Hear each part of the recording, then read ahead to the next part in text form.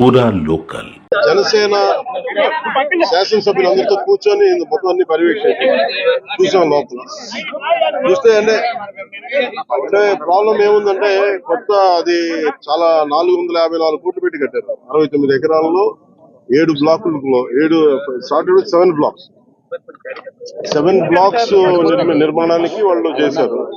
అది కూడా ఏం చేశారంటే ఎక్స్టెన్షన్ ఆఫ్ ఎగ్జిస్టింగ్ రిసార్ట్ కింద చెప్పారు. వాళ్ళు గవర్నమెంట్ జీవోలో ఏముందంటే existence redevelopment of existence resort. That's how they have raised the bill. దాంట్లో 2 బ్లాకులే పెట్టారు. ఫస్ట్ వాళ్ళు పెట్టింది ఏంటంటే 7 బ్లాక్స్ లో బడ్జెట్ ఒకదానికి 90 పైన, ఇంకో దానికి 70 పైన, 2 phases లో ఇంతే. వాళ్ళు స్టార్ట్ చేసినప్పుడు 164 కోట్ల రూపాయలు, 164 కోట్ల రూపాయలతోటి 7 బ్లాక్స్ ప్లాన్ చేశారు. కట్టేటప్పటికి అది ఆ 7 బ్లాక్స్ గా పూర్తి చేయాలి. 4 బ్లాకులకి అంటే మనం చూస్తే 4 బ్లాక్ అంటే బిల్డింగ్ కాదు. Residential block is 1, CMO office is 1. ఇవన్నీ కూర్చొని అలాగా వాళ్ళు 7 బ్లాకులు ప్లాన్ చేసుకుంటే 4 బ్లాకులే కట్టారు. 7 బ్లాకులకి వాళ్ళు ప్లాన్ చేసినప్పుడు 92 కోట్లు ఫస్ట్ ఫేజ్, రెండో ఫేజ్ 53 కోట్లు. సో రెండు కొంచెం అటు ఇటుగా పెడితే 160 కోట్ల పై చిలుకు వాళ్ళ ఒరిజినల్ ప్లాన్. అది ఏదైనా సరే ఇంకో చోట పైకి వెళ్ళిందంటే ఒక 2 అవుతుంది. కానీ ఇది 454 కోట్లు అయింది. Not even for the entire 7 blocks, it is only 4 blocks. 4 బ్లాకులకే 454 కోట్లు అయింది. ఒరిజినల్ ప్లాన్ 92 కోట్లు ఫస్ట్ ఫేజ్, సెకండ్ ఫేజ్. దీనికి లోపలికి వెళ్ళి చూసి నేను వచ్చినప్పటి నుంచి కూడా మమ్మల్ని ఒక గత కాలం రానివ్వలేదు. ఇప్పుడు ఏమైపోయింది, ఒక డ్యామేజ్ జరిగిపోయింది. ఋషికొండ ఒకప్పుడు ఇక్కడ రిసార్ట్స్ ఉన్నప్పుడు టూరిజం మన శాఖకి ఆదాయం 7 కోట్లు ఉంది. సో 7 కోట్ల ఆదాయం కోల్పోగా ఇప్పుడు అదనపు భారం 453 కోట్లు పడి ఇప్పుడు కరెంటు బిల్లు మన సంవత్సరానికి కట్టాల్సిన ఇంకా ఉపయోగించకుండానే జస్ట్ అది లైట్లు వేసి అప్పుడప్పుడు ఏసీ ఆన్ చేయడానికి ఉట్టినే జస్ట్ ఆన్ చేసి ఆఫ్ చేయడానికి పనిచేస్తున్నది సక్రమంగా అనుకోవడానికి అది సంవత్సరానికి 1 కోటి రూపాయల పైన 15 లక్షలు అవుతుంది. దాని బట్టి అర్థం చేసుకోండి. ఈ మెయింటెనెన్స్ వీటికి 1.5 కోటి అవుతుంది, జస్ట్ మేయర్ మెయింటెనెన్స్. ఇదివరకు 7 కోట్ల ఆదాయం. ఇప్పుడు మేము అన్ని చూసిన తర్వాత లోపల వెళ్ళి పర్యవేక్షిస్తే ఇప్పుడు దాకా వాళ్ళు డ్యామేజ్ చేశారు. ఈ టాయిలెట్స్ ఎన్ని కోట్లు, టబ్బు ఇవన్నీ ఇంకా అయిపోయినాయి, ప్రజల్లోకి వెళ్ళిపోయినాయి. ఇప్పుడు మా కుటుంబ ప్రభుత్వం నుంచి మేము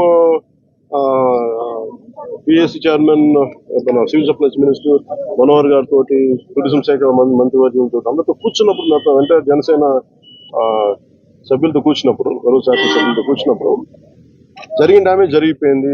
తొలచాల్సిన కొండ తొలిచేశారు, పాడు చేశారు. ఓకే, వీటన్నిటిని మించి ఇప్పుడు మన ముందు ఏముందంటే దీన్ని how well we can utilise. 400 change చెప్పి ఎలా పెట్టాలి, చాలాసార్లు అనేక మార్లు మేము కేబినెట్ మీటింగ్ చర్చించాం. ముఖ్యమంత్రి గారు కూడా దీని మీద ఎలా చేయాలనేది ఆయన అందరిని అడుగుతూ ఉన్నారు. సో మేము ఈ పర్యటన తాలూకు ముఖ్య ఉద్దేశం ఏంటంటే, ఈ పర్యటన ద్వారా ఫస్ట్ మేము అసలు ఏం చేయాలనేది మాకు ఇది ఇండివిజువల్ కుటుంబ ప్రభుత్వం కాబట్టి జనసేన పార్టీ తరఫు నుంచి వాట్ ఈస్ అవర్ అనేది, అంటే వాట్ ఈస్ అవర్ వ్యూ అనడానికి మనం ఇక్కడి నుంచి మంగళగిరిలో కూర్చోనో లేదంటే ఇంకా ఊళ్ళో కూర్చొని చేయడం, ప్రత్యక్షంగా ఒకసారి ఫీల్డ్ విజిట్ చేసి వచ్చే పరిష్కారం వేరుంటుంది.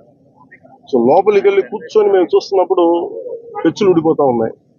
ఆ సీఎంఓ ఆఫీస్ బ్లాక్ లో ఆల్మోస్ట్ వాళ్ళు ఎవరు పేషెంట్లో కూర్చునే ఆ పైకప్ పడిపోయింది, నీళ్లు లీక్ అవుతున్నాయి.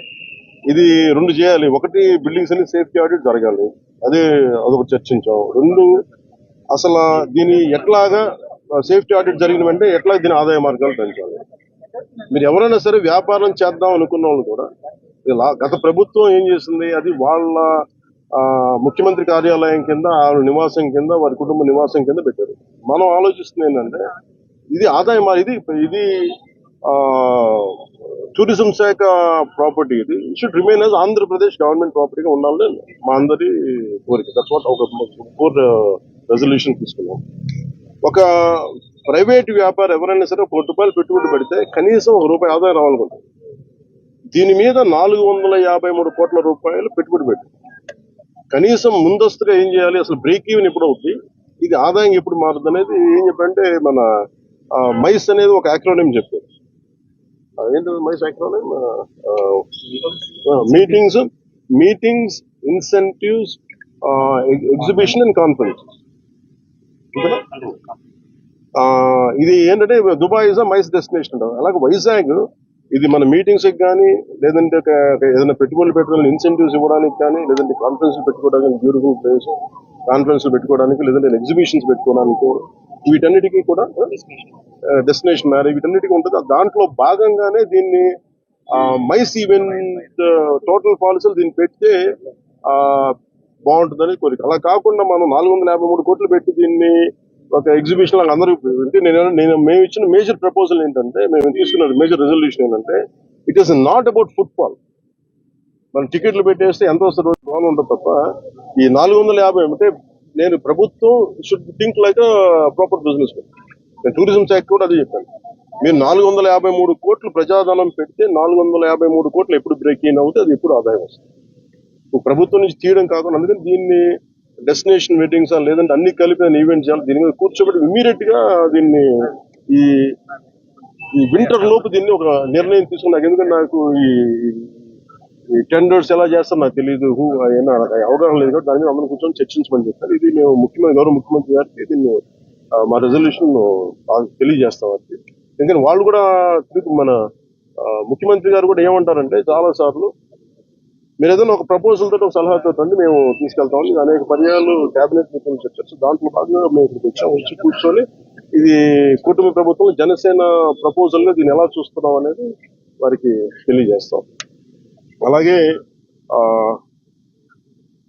మనోహర్ గారు మన సూచన ఏంటంటే దుర్గేష్ గారు కూడా వెంటనే మాట్లాడుతుండగా వెంటనే దీన్ని మెయింటెనెన్స్ చేయించింది. ఎందుకంటే దుమ్ము పట్టేస్తున్నాయి, ఒక ఆల్మోస్ట్ ఒక 1/4 ఇంచు దుమ్ము ఉంది. సో వెంటనే క్లీన్ చేయించిన ఎవరు పడితే వాళ్ళు వెళ్ళిపోతా ఉన్నారు. అందుకని దీన్ని ప్రొటెక్ట్ చేయడం దీన్ని కేర్ తీసుకోవడం.